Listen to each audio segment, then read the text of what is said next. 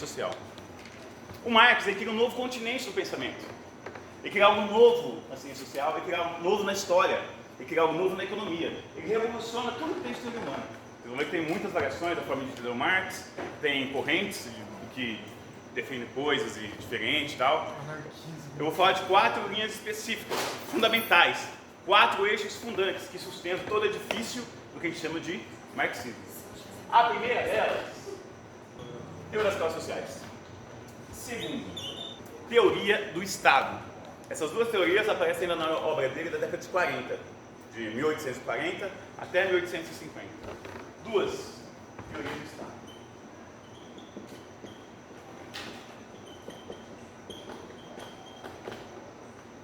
A terceira, um pouco mais valorosa. Teoria do mais valor. Você vai encontrar nas traduções mais valia, que é a tradução antiga. O mais correto é mais valor, porque ele mesmo fez várias traduções para outras línguas, e ele mesmo escrevia plus valor, que é mais valor. Mas o pessoal coloca mais valia também. Ou também algumas pessoas entendem como teoria da exploração. Embora seja coisa diferente, mas exploração. Certo? Mais valor. E por último, a quarta, a teoria da revolução. A primeira teoria das classes sociais. Vocês se lembram quando você estava estudando a sociedade feudal, certo? Começou lá mais ou menos em torno do ano 800 com o Carlos Magno, né? E a sociedade ela entrou em crise basicamente lá por 1350, o ano 1350. E essa crise foi se aprofundando, certo? Uma das características desse período é que não existia Estado nacional, governo nacional, com leis próprias, com moeda própria, com exército próprio, com língua própria, idioma próprio, certo? Eram vários reinos isolados. Por exemplo, pega a Alemanha, eram vários reinos, certo? Pega a Inglaterra, várias disputas de reinados. E ao longo de 1200, né, vai se unificando esses diversos reinos se juntam e formam um país. Por exemplo, você cruzava uma região da Alemanha, por exemplo, antes da unificação, em 1870, uma das mais tardias, você cruzar o país inteiro, a região toda da Alemanha, você passava por vários reinos. Cada reino que você passava com seus produtos, vamos supor, para vender, você tinha que pagar imposto para um reinado. Cada região usava uma moeda diferente. Então o país não era unificado. É diferente do caso do Brasil, né? O Brasil, como foi invadido pelos portugueses, e dominado e escravizado, ele já nasceu como quase como um país, né, unificado. Não tinha diversos reinos, não tinha essa história de reinados. E aí, o que acontece? Quando se dissolve o feudalismo, você tinha os seus feudais e os camponeses, basicamente, né? E a igreja capitular. Quando se dissolve, vai se formar uma classe de trabalhadores, que vai ficar sem terra, vão ser expulsos dos campos e não vão ter onde morar. Vão tentar todos se mudar para a cidade. Né? E assim isso entra naquela coisa de reconstrução urbana, reformação urbana. E aqui tem uma classe social que no feudalismo, então, a sociedade era formada por pequenos reinos e o comércio entre esses reinos era muito precário. Aí, por volta do século IX, começou a ter um grupo que fazia o comércio entre esses diversos reinos, um grupo de pessoas. Esse grupo vivia numa região, em locais chamados de burgos. O burgo era uma vila fortificada, cercada, murada, né, onde você ia lá fazer comércio. Disso surge um grupo social, uma classe, que depois vai se tornar uma classe, que vai ser a burguesia. Quem é a burguesia? O habitante do burgo, que vive de comércio, certo? E esse burgo vai ficar disputando o poder com as monarquias, com os reinos isolados, durante séculos. Século VIII, século IX, século X. Isso vai conseguir ganhar mais poder lá pelo século XVI e XVII. E aí surge uma nova classe social, que não existia antes. Demorou séculos para se formar. Por exemplo, foi a burguesia que financiou as grandes navegações. Eles tinham a grana, eles tinham tudo nas mãos, eles tinham comércio, eles tinham armas, mas eles não tinham o sangue azul. Por isso, eles eram renegados pela nobreza. A nobreza precisava deles. As monarquias precisavam da burguesia. Porque eles investiam, eles traziam produtos, eles faziam comércio, mas eles não tinham poder político. Essa foi uma das causas da Revolução Francesa. A Revolução Francesa, que formava o terceiro Estado, né? Eles lutaram, pegaram em armas para poder tomar o poder e fazer valer o seu poder econômico na esfera do Estado, na esfera política. Essa classe, então, aí você vê duas classes surgindo nesse processo. E a burguesia, ela só consegue tomar o poder nas revoluções burguesas. A primeira em 1642 a 1648, que é a Revolução Inglesa. A segunda revolução, a Revolução Americana, 1776. A terceira revolução burguesa, a mais expoente de todas, a Revolução Francesa, 1789, dura 10 anos. 1789 até 1799. Nesse processo surge Napoleão. Então aqui você vai ver duas classes. Quais são as classes então que o Marx identifica? Isso. Burguesia e proletariado. Proletariado é uma palavra muito estranha, né? Proletariado. O que é proletariado? Eu lembro que eu aprendi isso quando eu fiz cursinho, há 50 anos atrás. O que é prole? Filho. Então assim, é os que só tem os filhos. Só tem os filhos. Um pouco embaixo. Só tem os filhos. Quer dizer, não tem propriedades. Aqui propriedade não é o relógio, o tênis, o cavalo. Propriedade assim, não tem nenhuma propriedade de meios de produção. Nada que faça riqueza a não ser o seu próprio corpo. Eu sou assim, não tenho nada na minha vida que eu possa fazer alguma riqueza, possa fazer um dinheiro. O único jeito que eu tenho na vida... Não, eu vou explicar isso depois. O único jeito que eu tenho de fazer dinheiro na vida é vendendo a minha capacidade de fazer coisas, que é a força de trabalho. É usando a minha capacidade cerebral, que eu acumulei algumas habilidades ao longo da minha vida. Então o que eu faço? Eu alugo meu corpo, não o corpo.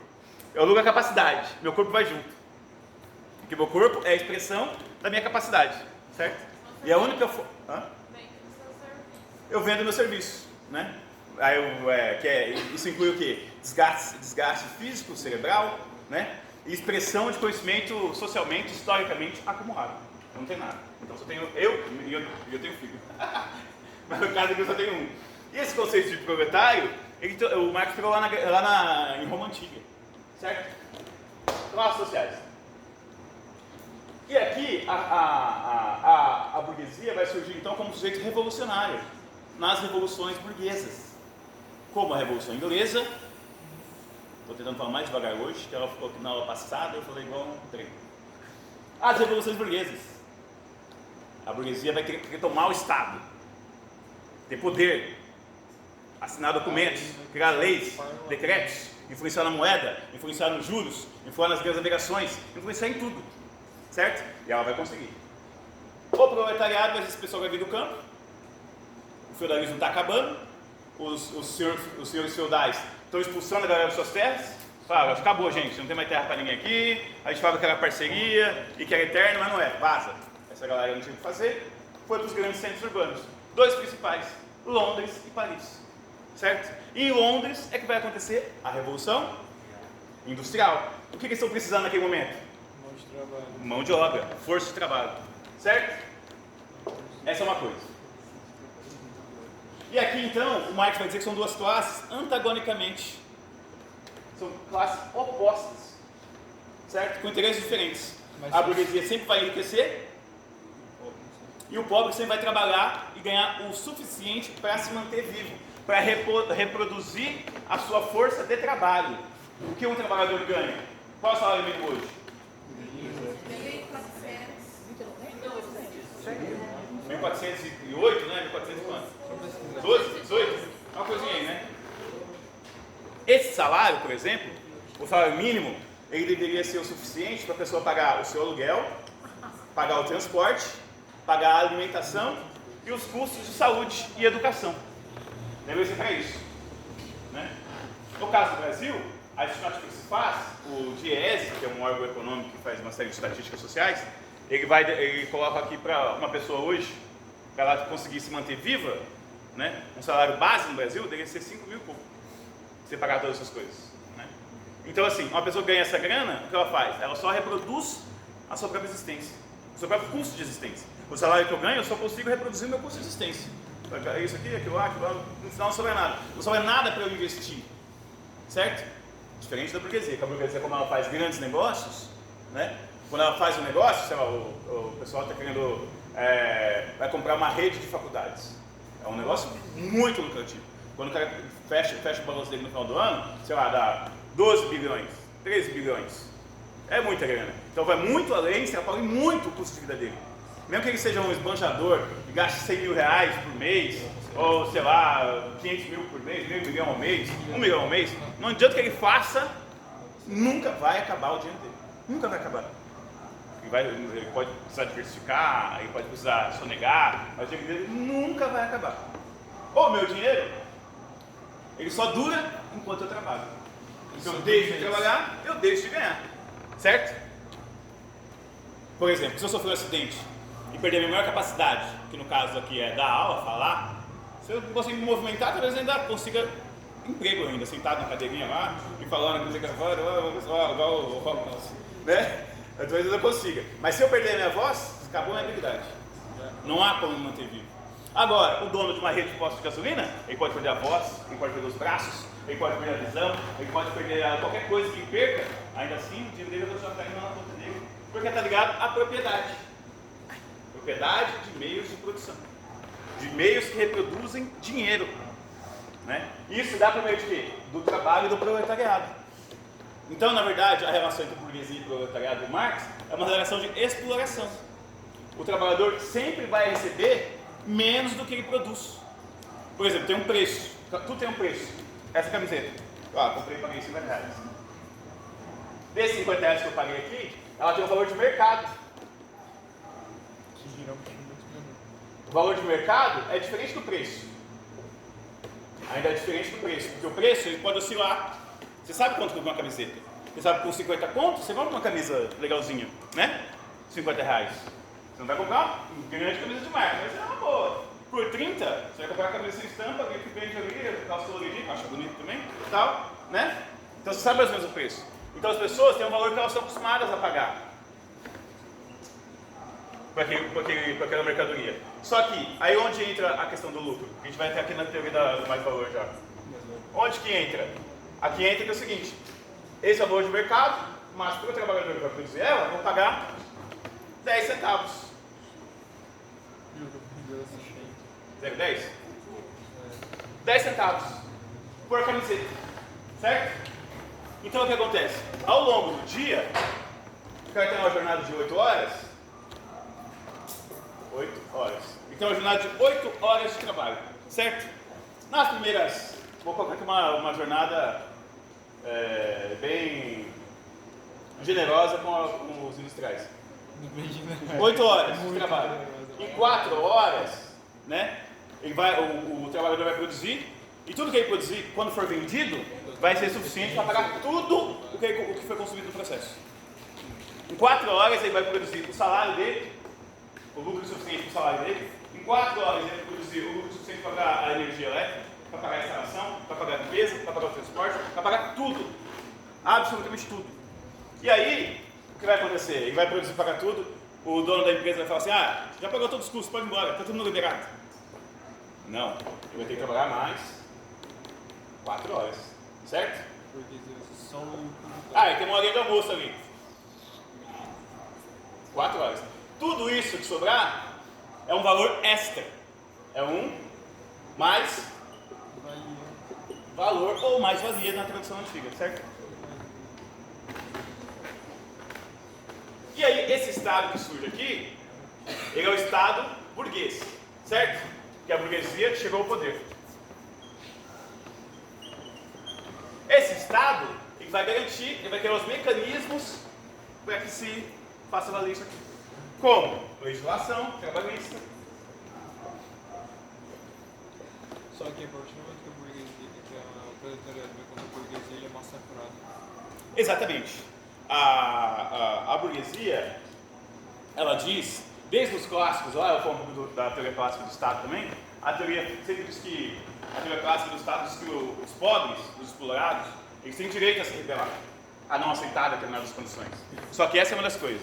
Se o trabalhador recebe esses 10 centavos e ele quer aumentar para R$1, R$2, ou sei lá, de repente R$25, ele falou fazer uma greve, e foi para a rua, e fazer um protesto, o que acontece?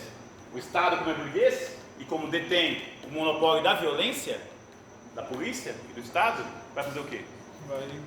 Vai descer a porrada no cara. E não deveria. Sabe por que não deveria? Porque é uma relação privada entre o cara que está vendendo a força de trabalho, certo? Né? O trabalhador. Eu trabalho aqui no Vasco, eles pagam R$5.000 por semana. Meu contrato é com o Vasco. Eu venho aqui, ele não paga o dinheiro, aí um dia atrás eu falo, não quero mais trabalhar, só... O que a polícia tem a ver com isso? O que a polícia tem a ver com isso? Não tem nada a ver. Mas a polícia vem. Aí vai pegar e espancar todos os professores no fim da escola. Como sempre acontece nos protestos do professor. Certo? E não acontece em outras categorias. Curiosamente. Certo? Então, a exploração, ela está ligada diretamente... Oi?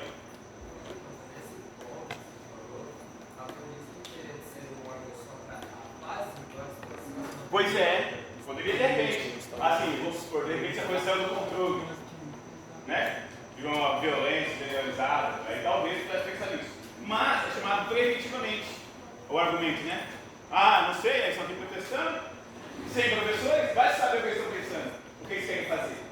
Aí, como esse argumento, porque a nossa lógica social, a ação social, ela tem uma lógica, que eu deixo depois, tem uma lógica. O que a população assim, aí na TV vai dizer isso. Ah, vai que vira violência. Então, para prevenir, a gente vai mandar, são 100 pessoas, a gente vai mandar um choque lá com 100 pessoas.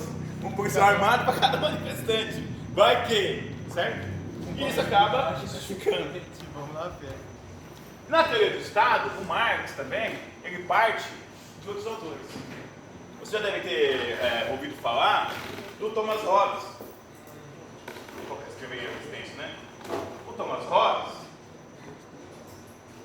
é o cara que criou aquela teoria do Estado baseado na ideia de que o homem é o lobo do homem. Entendeu essa frase? Não. Usem na redação, usem na prova. A galera quando vê isso aqui na prova acha isso. O homem. Entenda se é mulher também, tá? É o lobo do homem. O que isso quer dizer? Alguém explica? O homem não está na natureza dele, ela é acima, afinal ele agiu os impulsos. Destrutivo. O ser humano é um ser egoísta. Egoísta. Depredatório com a própria espécie. Exatamente. Preda a própria espécie. Sem dó nenhuma. O homem e isso leva ao quê? A uma guerra de... Não. Todos contra todos. O Hobbes, em inglês, esse livro aqui dele chama O Leviatã, que é um demônio bíblico. O Leviatã é de 1651. Em inglês, ele escreveu na sequência, lembra que eu falei que teve uma revolução na Inglaterra? Teve uma revolução na Inglaterra, a Revolução Inglesa, 1642 a 1648. Na sequência, ele escreveu esse livro aqui. Então, qual é a reflexão do Thomas? Do Thomas, ó, bem íntimo. Qual é a reflexão do Hobbes? A reflexão do Hobbes é o seguinte: o homem, e ele então está reformando a revolução, a burguesia está tentando conseguir mais direitos na Inglaterra, né? E aí, isso vira um processo violento, de tomada de poder, né? E o que o Hobbes acha? O Hobbes acha que lá tudo é uma bagunça. E o que controla o rolê é um Estado forte. E ele parte de um princípio. Ele fala: o homem é um ser egoísta. O mais fraco é massacrado pelo mais forte. E às vezes também os mais fracos se juntam e massacram o mais forte. Então isso leva a uma guerra perpétua, né? Quem está no poder agora massacra quem está sem o poder. Quem consegue o poder depois volta e massacra quem massacrou antes. Isso gera uma total guerra de todos contra todos, né? E aí, o que acontece? O Estado que surge, aqui o Hobbes está defendendo o Estado monárquico, né? Do rei. Ele vai dizer, o Estado, quando surge, ele faz essa mediação, né? O Hobbes cria um hipotético estado de natureza. Ele fala, antigamente, no estado de natureza, o homem vivia solto a si mesmo e os mais terríveis egoísmos e as violências aconteciam. De repente, começou a surgir aqui a figura do Estado. E o Estado começou a regular essas relações. Então, o Estado tem aqui um papel positivo, certo? É só aí. Ele faz a mediação Só aí, tá. entre os conflitos, entre os diferentes homens. E coloca um pouco de racionalidade naquela parada, para que nós não sejamos guiados simplesmente pelo instinto destrutivo. E é verdade, nosso instinto destrutivo é muito forte, né? Nós somos animais, mamíferos, né? Bem domesticados, mas muitas vezes muito violentos. E aí o Hobbes vai dizer que o Estado então é positivo, certo? Aí as leis são positivas e o soberano é que tem que determinar o rumo da sociedade. E até o Rousseau, né? Que o Rousseau também vai dizer que ele vai tentar se contrapor ao Hobbes. Ele fala que o homem não é ruim por natureza. A sociedade corrompe. Ele fala que de início o homem é bom, mas é a sociedade o torna mal. Mas quem corrompe a sociedade? Então assim, ele começa discordando do Hobbes, mas não continua tendo acordo que o ser humano é mau. No meio de tudo isso, vai surgir a teoria do Marx sobre o Estado. A primeira coisa que o Marx vai dizer que o homem não é nem bom e nem mau. O homem se constrói na relação. Dependendo da relação que você tem e das respostas que você dá, como você recebe cada impacto que a sociedade joga sobre você, você vai criar uma resposta interna. Certo? Isso quer dizer o quê? Mesmo você sendo criado num ambiente violento, não quer dizer que você vai ser violento. Você vai receber aquele impacto, vai trabalhar isso dentro de você, vai mediatizar e vai expressar a sua própria personalidade. Certo? E mesmo que você tenha sido criado num ambiente muito acolhedor, muito favorável, com todas as suas necessidades atendidas, não quer dizer também que dentro de você não vai escolher fazer coisas que prejudicam os outros. Né? Quem teve esse pensamento? Karl Marx, que é o que eu acho que é o mais avançado na teoria social. Né? E aí, o Marx vai dizer assim, que o Estado ele não é neutro, como pressupõe o Hobbes, só organiza os conflitos, né? Para o bem-estar geral. Ele vai dizer que o Estado ele sempre está do lado de um grupo social.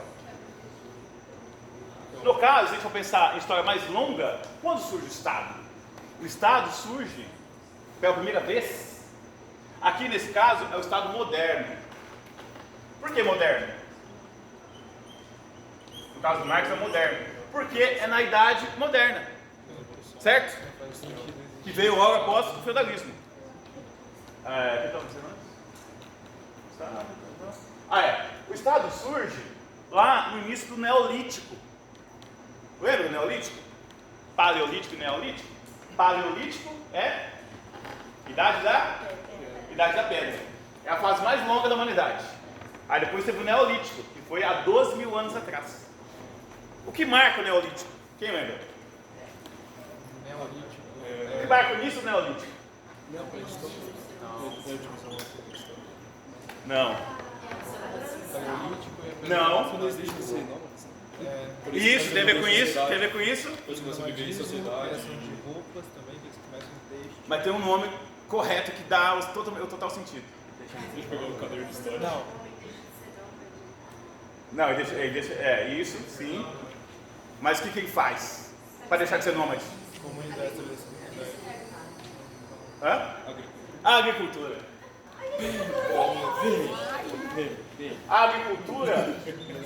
A agricultura foi uma revolução completa do ser humano. Por que ele migrava? Por que ele era nômade? Porque ele não sabia plantar alimentos. Simples assim. Então tinha que sair, caçar, colher, pegar o que tinha no seu meio. Ia andando, ia rodando, e assim ele colonizou todo o mundo, todo o planeta. Ele saiu do continente africano, foi para a Ásia, foi para a Europa, foi para a África, foi para a Austrália, certo? Depois passou pelo Estreito de Gibraltar lá em cima também, o Estreito de Bering também, cruzou e chegou até na América, certo?